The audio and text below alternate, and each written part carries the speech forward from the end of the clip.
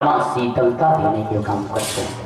तो ये एक अलग अलग भक्तों की धारणा है। ये बात बाबा तुलसीदास जी बीच में रखते हैं ये पीली बत्ती का संकेत। और मैं बार बार धन्यवाद देना चाहूँगा आयोजक समितियों को और आदरणीय जनों को, जो वास्तविक में बहुत लंबे अंतराल में एक संयोग ऐसा बना कि आप सबके श्री चरणों में प्रणाम करते हुए आइए एक छोटे से भजन के साथ आप सबसे